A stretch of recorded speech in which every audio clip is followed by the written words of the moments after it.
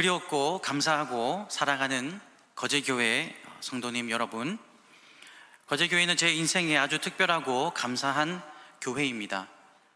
유치부도 잠깐 있었고 15년 전 청년회 때에 저를 어머니의 품 안에 품어주셨던 그런 교회입니다. 또한 이곳 거제교회에서 저의 인생을 잘 인도해주고 이끌어주게 만들었던 귀한 만남의 복도 얻었습니다. 제가 한국을 방문하면 꼭 이 말씀을 드리고 싶었습니다. 폴란드에 있는 저희를 위해서 변함없이 기도의 물질의 후원으로 외롭지 않게 늘 곁에 계셔 주셔서 감사합니다. 거제교회의 큰 영적 지원과 물질의 지원이 없었다면 저희가 하는 일은 저희 스스로 할 수 없는 일입니다. 폴란드 땅에 하나님의 나라를 함께 세워가 주신 오광열 담임 목사님과 당회의 장로님들께 감사를 드립니다. 주의 나라 위에 물심양면으로 함께 해주시고, 그리고 또 늘 기도해 주신 성도님들께도 감사의 말씀을 드립니다. 제가 말씀을 전하기에 앞서서 잠시 기도하겠습니다. 사랑과 은혜가 풍성하신 하나님 아버지, 복된 주일 은혜의 자리로 초청해 주셔서 감사합니다. 말씀을 통해서 진리를 깨닫게 하시고, 말씀을 통해 저희 심령이 새롭게 되며, 말씀을 통해 예수님 닮아가게 하여 주시옵소서. 예수님의 이름으로 기도드렸습니다. 아멘. 이 시간 우리는 사무엘상 22장 1, 2절 앞에 서 있습니다. 이 말씀은 우리가 인생을 살아가며 겪는 모든 두려움과 불안, 그리고 막막함 가운데에서도 하나님이 어떻게 그 연약함, 어려움을 통해서 일하시는지를 보여주는 귀한 말씀입니다. 이 본문은 다윗이 쫓기는 자의 신세였을 때의 내용을 다루고 있습니다. 사울 왕의 시기와 질투로 인해 다윗의 삶은 하루아침에 뒤바뀌었습니다. 먹구름이 깔린 하늘 아래 그가 의지했던 모든 사람들과 끈들이 하나둘 끊어져 나간 것입니다. 다윗은 더 이상 숨을 곳조차 없었습니다. 그래서 그는 끝내 아둘람 굴 깊은 곳에 그의 몸을 숨겼습니다. 성도님 여러분, 우리 인생에도 이런 시기가 있지 않았습니까?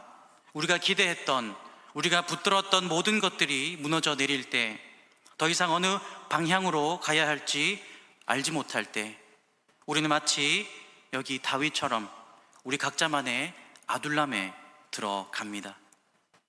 아둘람 굴은 이스라엘의 변방 텔 아둘람이라는 지역에 위치한 굴이었습니다. 별 볼 일 없는 곳입니다.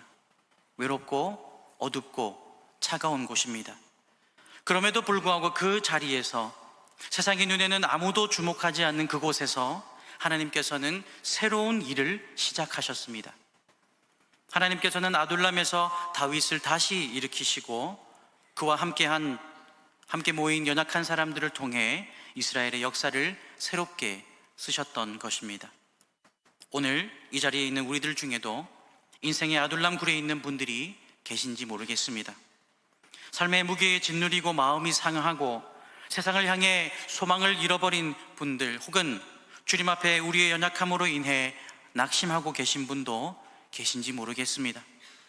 그러나 오늘 본문은 우리에게 위대한 소망을 선포합니다. 하나님께서는 연약함을 통해 일하시고 약한 자들을 모아 하나님의 역사를 이루어 가시기 때문입니다. 그리고 그 역사는 아둘람 굴에서 시작되어 마침내 열방에까지 확장될 줄로 믿습니다. 하나님께서 어떻게 이렇게 역사하시는지 말씀을 통해 세 가지로 살펴보고 폴란드의 선교에 대해서 나누는 시간 갖도록 하겠습니다. 첫 번째로, 하나님께서는 약한 자들을 부르십니다. 여러분, 다윗 곁에 모인 자들은 누구였습니까? 다윗의 곁에 모인 자들은 능력 있는 자들이 아니었습니다. 그들은 정치적 엘리트나 부유한 능력 있는 사람들도 아니었습니다. 본문에 기록하기를 환난당하고 빚지고 마음이 원통한 자들이라고 말씀합니다. 연약한 자들입니다. 이 사실은 우리에게 한 가지 중요한 질문을 던집니다. 왜 하나님께서는 이토록 약하고 상처받은 자들을 다윗의 곁으로 모으셨던 걸까요? 우리가 잘 알고 있는 말씀입니다. 고린도전서 1장 27절 말씀에 사도 바울은 이렇게 고백하고 있습니다. 그러나 하나님께서 세상의 미련한 것들을 택하사 지혜 있는 자들을 부끄럽게 하려 하시고 세상의 약한 것들을 택하사 강한 것들을 부끄럽게 하려 하신다라고 말입니다. 그렇습니다. 하나님께서는 언제나 인간의 눈에 보기에 연약한 자들을 들어 사용하셔서 하나님의 영광을 더 밝히 드러내십니다. 다윗의 곁에 모인 이 400명은 세상의 기준으로 본다면 실패한 자들의 모임이었지만 이들은 바로 하나님의 부르심을 입은 특별한 공동체였던 것입니다. 저희 가정이 선교지로 파송받기 전 저는 김해 동서남북교회에서 7년간 부교역자 생활을 했습니다. 제가 부교역자 생활할 당시에는 잘 몰랐던 사실이 있습니다. 부교역자 시절에는 사택이 제공이 되었습니다. 심지어 결혼하지도 않은 총각 전도사 때부터 사택을 제공받았고 월세 걱정, 관리비 걱정이 없었습니다. 오히려 제가 받고 있는 것들이 모든 것들이 나의 수고로 얻어낸 것이라고 생각했습니다. 그리고 저의 노력에 대한 대가라고 생각했습니다. 그런데 선교지에 가보니 우크라이나 전쟁으로 인해 난민들은 폴란드로 밀려 들어왔고 때문에 마땅한 집이 없어서 집을 구하는 것조차 힘이 들었습니다. 집값은 두세 배나 올라서 막막함도 겪었습니다. 살아가는 것에 하나부터 열까지 무엇 하나 나의 힘으로 되는 것이 없었고 살아가는 모든 순간이 하나님께서 베풀어 주신 은혜라는 사실을 깨달았습니다. 제가 부교역자 시절에 그렇게 생각한 것이 너무나도 큰 교만이었다는 사실을 그제서야 깨달은 것입니다. 선교지에서 2년의 언어 훈련 기간 동안 많은 배움의 시간이 있었습니다. 저희 가정은 언어 학원에 등록하여서 폴란드어를 배웠습니다. 아시는지 모르겠지만 폴란드어는 어렵기로 소문난 언어입니다. 이게 구두로 전해져 내려온 구슬라브어이기 때문입니다. 한국어처럼 체계가 있고 잘 짜여진 언어가 아니고 예외적인 문법들과 변화들이 무쌍합니다. 그래서인지 폴란드인들은 자신들의 언어에 대한 자부심이 매우 큽니다. 제가 예를 하나 들어보겠습니다. 한국에 자동차라는 단어가 있습니다. 명사입니다. 한국에서는 어머니의 자동차, 빨간색 자동차 혹은 자동차에서 타다 내리다 할 때 이 자동차라는 단어는 변하지 않습니다. 엄마 차든 아빠 차든 차가 검정색이든 빨간색이든 차에서 내리든 타든 자동차라는 단어는 동일합니다. 그러나 폴란드어는 다릅니다. 예를 들어서 어머니의 자동차라고 말할 때 자동차라고 한다면 빨간색 자동차는 자동치, 자동차를 타다 할 때는 자동추처럼 자동차라는 명사를 수식하는 단어에 따라 명사가 함께 바뀌는 것입니다. 한 단어를 외울 때 7개의 문법의 변화를 함께 외워야 합니다. 계산을 해보았습니다. 한 단어를 외울 때 많게는 49가지의 그 단어의 한 단어의 변화를 외워야 합니다. 지금 성도님들께 설명을 드리면서도 머리가 아파옵니다. 제가 그래도 한국어, 영어, 태국어 3개국어를 할 줄 압니다. 언어에 대해서는 자신이 있었습니다. 그래서 폴란드어를 쉽게 배울 수 있을 줄 알았지만 이조차도 교만임을 배우는 시간이었습니다. 현지인들을 만나 집에도 방문하면서 또한 그들을 저희 집으로 초대하면서 그들의 문화를 배웠습니다. 저희는 2년 동안 많은 것들을 배웠지만 그 어떤 것보다 저희가 얻은 가장 큰 것은 우리의 힘으로 살아가는 것이 아니라 보이지 않아도 이해되지 않아도 하나님을 믿는 그 믿음으로 믿음의 발걸음을 내딛는 방법을 배운 것입니다. 이렇게 연약하고 부족한 저희를, 교만으로 가득 차 있던 저희를, 하나님 없이는 아무것도 할 수 없는 저희를 하나님께서 저희를 선교사로 부르셨습니다. 폴란드에서 살아가던 중 1년 정도 지났을 때였습니다. 어느 한 시골 교회를 방문할 기회가 생긴 것입니다. 수도 바르샤바에서 차로 5시간 떨어진 트샹카라는 지역에 위치한 작은 교회였습니다. 하나님의 인도하심으로 주일학교 여름 수련회 저녁 집회 강사로 초청을 받았고 5일 동안 이 성경학교를 진행했습니다. 성경학교가 끝나고 난 주일에 교회의 한 성도님이 저희를 찾아오셔서 갑자기 뜬금없이 이런 말을 하는 것입니다. 저의 폴란드 이름이 유세프입니다. 요셉입니다. 저에게 다가오셔서 유세프, 치지시 랏 모들레시에 오프시비치에 자그라치네고 메쇼나자 또 나시고 코스조와 바르조 진구에. 사실 제가 아무 말이나 해도 모르시겠지만 믿어주시길 부탁드립니다. 번역하자면 나는 외국인 선교사가 우리 교회에 오게 해달라고 30년을 기도했습니다 라고 하면서 우리 교회에 와주어 너무 고맙다며 반갑게 인사를 하는 것입니다. 이 말이 저에게는 하나님의 음성으로 들렸습니다. 내가 너희를 이 땅에 보내었고 내가 너희를 통해 일할 것이고 내가 너희를 통해 나의 영광을 드러낼 것이다 라고 하시는 하나님의 음성이었습니다. 그때부터 저희는 저희 가정을 폴란드로 인도하신 하나님의 뜻을 보고 경험하기 시작했습니다. 폴란드에는 선교사가 오기를 위해 기도하는 이들이 있습니다.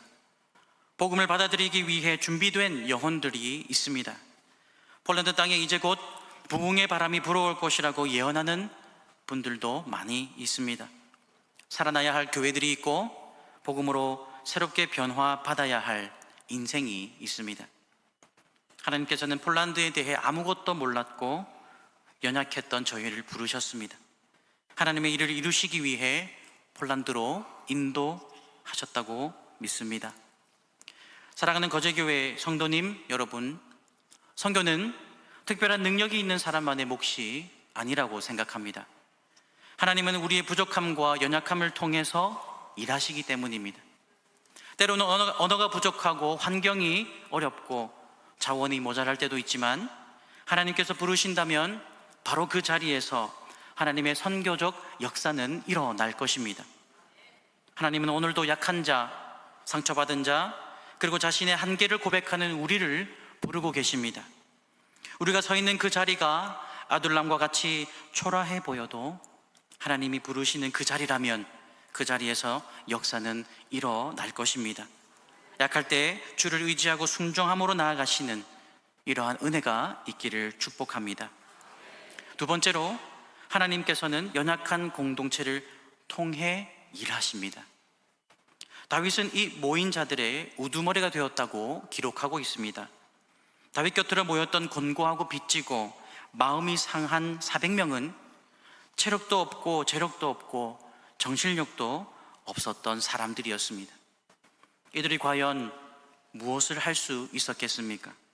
누가 봐도 아무것도 할 수 없는 무능력한 사람들이었습니다. 그러나 하나님은 이 연약한 공동체를 사용하셨습니다. 아둘람의 공동체는 상처받은 자들의 모임이었지만 그들은 다윗을 중심으로 하나 되어 서로 돌보며 새로운 정체성을 얻게 됩니다.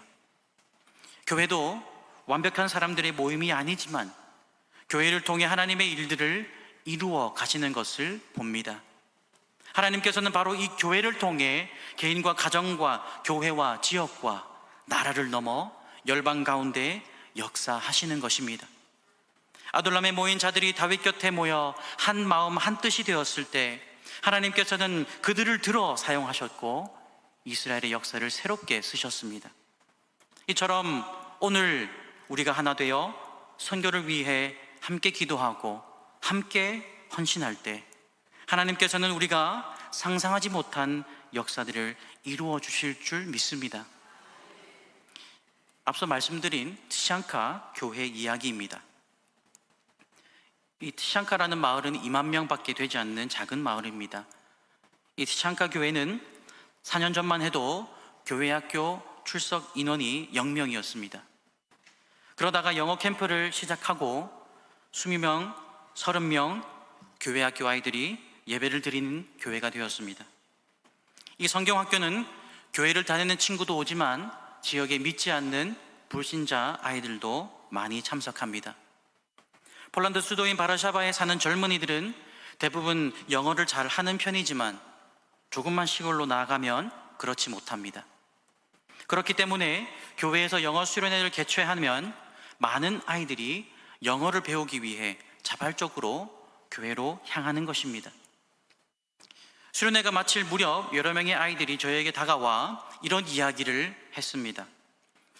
선교사님, 캠프가 끝나지 않았으면 좋겠어요 라고 말하는 것입니다. 처음에 이 이야기를 들었을 때 이 아이들이 캠프가 너무 즐거웠나 보다라고 생각했습니다. 하지만 이야기를 더 나누어 보니 아이들은 정말 집에 가기 싫은 이유가 따로 있었습니다. 그러면서 하는 말이, 집에 가면 엄마 아빠가 싸우는 소리를 들어야 해요. 아빠가 술을 마시고 또 저를 때릴까 봐 무서워요. 집에서 혼자 있는 것이 싫어요. 이런 말을 하는 것입니다. 이렇듯 폴란드에는 깨어진 가정이 너무나도 많습니다. 수련회에 온 대부분 아이들의 가정도 이혼 가정, 독실한 천주교 집안이어서 매번 거짓말을 하고 숨어서 교회에 오는 아이들도 있습니다. 오빠의 게임 중독으로 인해 오빠에게 날마다 맞으며 살아가는 아이도 있고, 부모님과 함께 살아가지만 환경이 좋지 않아 폭력을 경험하는 아이들도 많습니다. 그 중에 5살짜리 브루노라는 한 아이의 사진을 보며 잠깐 설명을 드리겠습니다. 브루노의 어머니는 알코올 중독에 걸려서 아빠와 이혼을 했습니다. 그렇게 엄마 혼자서 브루노와 브루노의 누나 가비를 키웠습니다. 어느 날 어머니가 또다시 술에 취해 집으로 오셨습니다. 술에 취한 어머니는 부엌칼을 들고 브루노와 누나를 해치기 위해 쫓아왔다고 합니다. 이웃의 신고로 브루노의 어머니는 경찰에 체포되었고, 브루노와 누나 가비는 고아원에서 자라다가 현재는 외할머니와 함께 살고 있습니다. 외할머니께서 신앙이 있으셔서 그래도 믿음으로 감당하고 계시지만 손자 양육에 부담을 느낄 때가 많습니다. 브루노는 아직 부모님의 사랑을 많이 그리워합니다. 그래서 몸이 유독 약하고 자주 아픕니다. 브루노의 어머니가 지금도 감옥 생활을 하고 계셔서 자신이 좋아하는 교회 집사님에게 엄마라고 부르곤 합니다. 누나 가비 역시 현재 영적 방황으로 어려운 시간을 보내고 있습니다. 이렇듯 많은 아픔을 가진 아이들이 여름 수련회에 찾아옵니다. 그렇기에 이 아이들이 드리는 기도는 누구보다 절실한 것입니다. 초등학교 4, 5, 6학년이 시멘트 바닥에 무릎을 꿇고 가정의 변화를 위해 기도합니다. 아빠, 엄마 예수님 믿게 해달라고 눈물을 펑펑 쏟으며 기도합니다. 교회 집사님들도 이 아이들을 끌어안고 기도해 줍니다. 그리고 하나님께서 큰 위로를 부어주시는데 아이들의 입에서 방언이 터져 나오고 통곡하며 회개하는 역사들이 일어납니다. 이러한 시간들이 쌓여서 하나님께서는 이 교회를 통해 일하기 시작하셨습니다. 작은 동네에 있는 여러 가정들이 이 교회로 모이게 된 것입니다. 현재는 작은 교회당에 앉을 곳이 없어서 몇몇 분들은 밖에 서서 찬양을 하고 설교 말씀을 듣습니다. 연약한 교회, 연약한 공동체이지만 지금은 지역을 살리는 교회가 되어서 작지만 놀랍게 쓰임받고 있습니다. 이렇게 모여든 가정 중에 아이들 중 시몬이라는 아이가 있습니다. 이 아이도 사진을 보면서 설명을 드리겠습니다. 맨 앞에 있는 아름다운 한국 여인은 제 아내입니다. 시몬은 4학년입니다. 시몬의 부모님은 이혼하시고 엄마 누나와 살아가다가 엄마가 재혼을 하시면서 새아버지 이복 동생과 함께 살고 있습니다. 엄마는 독실한 천주교 신자이기 때문에 시몬은 교회 오는 것조차 쉽지 않습니다. 시몬은 수련회 기간에 예수님을 만나고 인생이 바뀌었습니다. 예수님을 믿고 기쁨이 충만해져서 매일같이 작은 용돈으로 사탕을 삽니다. 그리고 마을 거리를 걸어 다니며 사탕을 나누어 주고 예수님을 전하고 있습니다. 예수님을 만나서 기쁨이 생겼다고 말하며 외치며 예수님을 믿으세요 라고 말하며 학교를 오가는 길에 만나는 아저씨들, 아주머니들에게 복음을 전합니다. 성도님 여러분, 티시안카는 작은 마을입니다. 이 교회에도 한 명 한 명 들여다보면 모두 상처를 가지고 있습니다. 하나님께서는 이 작은 마을의 연약한 공동체를 들어 사용하셔서 하나님의 일을 시작하셨고 지금도 하고 계십니다. 사랑하는 거제교회의 성도님 여러분, 그 어느 교회, 완벽한 교회는 없습니다. 우리도 상처가 있고 아픔이 있는 사람들입니다. 그러나 우리가 연약함을 인정하고 주님 앞에 모여 완벽하신 예수님을 중심으로 하나가 될 때 하나님께서는 우리를 들어 사용하시고 우리를 통해 새롭고 놀라운 일을 이루실 줄 믿습니다. 이런 은혜가 있기를 간절히 축복합니다. 마지막 세 번째로, 하나님의 구원 역사는 아둘람에서 열방으로 확장됩니다. 아둘람 굴은 세상적으로 볼 때 아무 의미 없는 장소였습니다. 그러나 하나님께서는 그곳에서 새로운 역사를 시작하셨습니다. 400명의 연약한 무리가 훗날 다윗 왕국의 핵심 멤버 역할을 하였고 이스라엘의 새로운 역사를 쓰는 기둥의 역할을 감당하게 됩니다. 하나님의 선교도 그렇습니다. 작은 순종, 작은 헌신이 모여 열방을 향한 큰 구원의 역사로 이어집니다. 오늘 다시 한번 우리의 시선을 아둘람 굴에서 가정과 지역과 나라를 넘어 세계 열방으로 시선을 돌리시기를 축복합니다. 하나님께서는 오늘 우리 한 사람 그리고 우리 교회를 부르셨고 사용하고 계시고 사용하실 것이고 지금도 부르고 계십니다. 아둘람에 모인 연약한 자들을 들어 이스라엘을 새롭게 하셨던 것처럼 오늘 우리를 들어 복음이 필요하고 아직도 예수님을 알지 못하는 열방 가운데에 구원의 역사를 이루시기를 원하십니다. 하나님께서는 한 사람 한 가정의 순종을 통해 열방의 구원의 문을 열어가실 줄 믿습니다. 사랑하는 성도님 여러분, 유럽은 다시 복음이 필요한 곳이 되었습니다. 겉으로 보기에는 깔끔하고 번쩍이는 곳일지 몰라도 유럽 땅은 그곳에 살아보니 영적으로 공동묘지와 같은 곳입니다. 이들에게는 예수님 안에 있는 생명, 예수님 안에 있는 자유가 절실하게 필요합니다. 2016년도에 유럽에서 교회를 떠난 이들의 숫자는 200만 명이 넘습니다. 동유럽 중심에 위치한 폴란드의 복화율은 높이 잡아도 0.3%입니다. 여러분, 폴란드가 세계에서 가장 복음화율이 낮은 나라 중 두 번째 나라인 것을 알고 계셨습니까? 뿐만 아니라 폴란드에 있는 도시들 중 90%에는 아직 교회가 세워져 있지 않습니다. 3,800만이 살아가고 있는 폴란드 땅에 세워진 교회는 700교회밖에 되지 않습니다. 부산에 있는 교회만 해도, 개신교회만 해도 1,800교회입니다. 안타까운 현지 교회의 현실은 대부분의 교회가 5명에서 10명 정도 성도로 대부분이 가정에서 모이고 있습니다. 이러한 가정에서 모이는 교회들은 마땅한 목회자나 리더가 세워져 있지 않습니다. 성령의 체험을 받고 예배가 갈급해서 그저 몇 집 모여 집에서 예배를 드리는 것입니다. 90%의 교회들이 그렇게 예배를 드리고 있습니다. 그리고 80% 이상의 담임 목사님들은 투잡을 뛰며 생활을 합니다. 이렇게 복음이 절실하게 필요한 폴란드에 선교사가 넘쳐나야 정상이지만 폴란드 전역의 한국 선교사는 저희 가정을 포함 5가정입니다. 폴란드의 많은 이들이 복음을 외면하고 있습니다.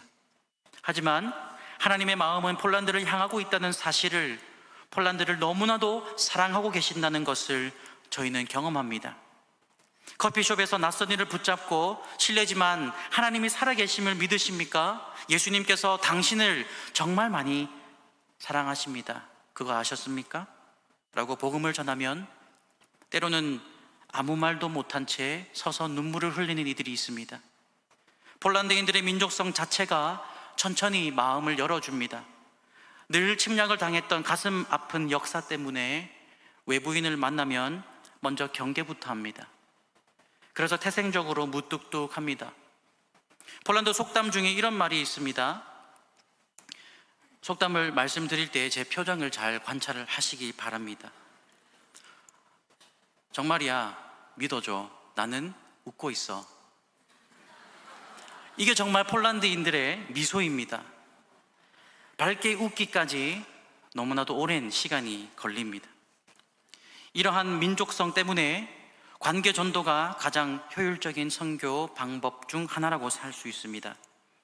거리에서 복음을 전하는 씨 뿌리는 사역도 필요하고 문화적인 교류도 필요하지만 한 사람 한 사람과 관계를 맺고 그들의 마음을 준비시키고 이들을 교회로 인도하고 그렇게 복음을 받아들이게 하는 것이 지금까지 폴란드에서 일어난 전도의 모습이었습니다. 저희가 2년 동안 그들의 문화를 보며 느낀 것이 있습니다. 폴란드인들의 가톨릭 뿌리는 저희 생각보다 훨씬 더 깊다는 것과 이들이 정말 교회로 향하기 위한 그 산이 너무 높다는 것입니다. 그래서 이 산을 깎아내리고 이들이 교회로 오는 문턱을 낮추기 위해서 저희 가정은 먼저 문화 사역으로 선교를 시작할 계획입니다. 앞에 보여지는 도브라 교회 사진입니다. 이 도브라 교회는 개척된 지 27년 된 현지 교회입니다. 100년 된 낡은 건물 지하실에서 매주 예배를 드립니다.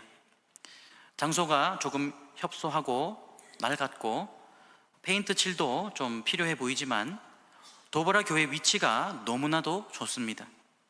시내와 가깝고 젊은이들이 많은 대학가 중심입니다. 저희는 사실 기회가 된다면 한국 아이돌 그룹들에게 감사의 인사를 드리고 싶을 정도입니다. 왜냐하면 방탄소년단과 블랙핑크와 같은 아이돌 그룹으로 인해서 현재 폴란드에는 한국 열풍이 불고 있기 때문입니다. 카페를 가도 옷가게를 가도 K-팝이 흘러나옵니다.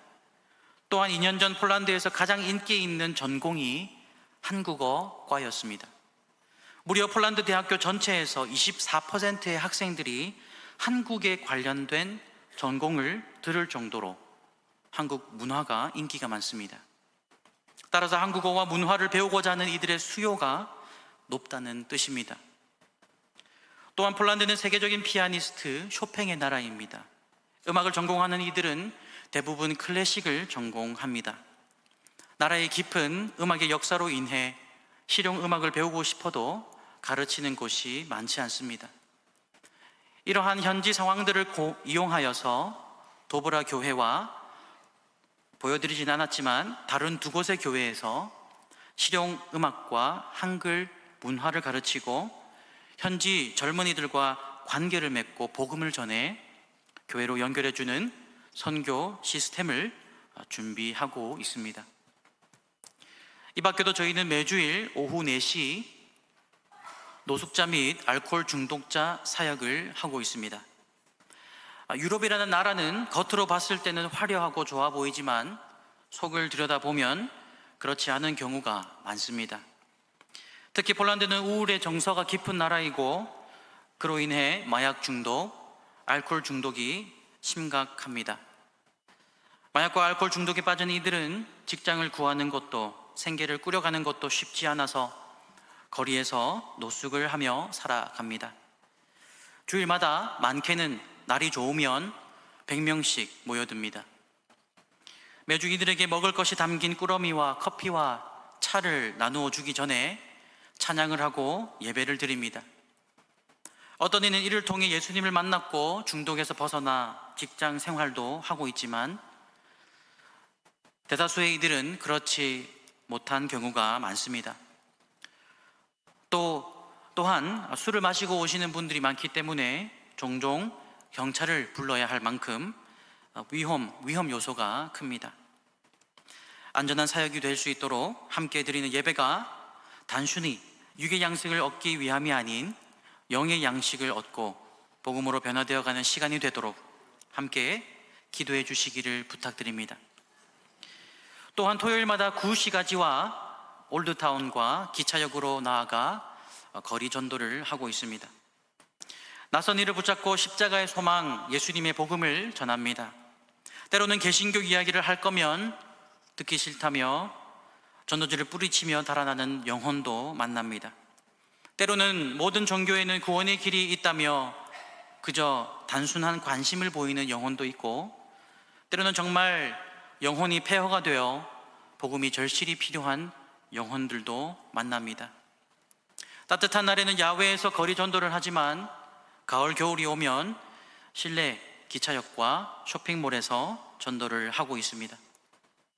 하루는 매우 추운 날 기차역에서 복음을 전하기 위해 한 청년에게 다가갔습니다.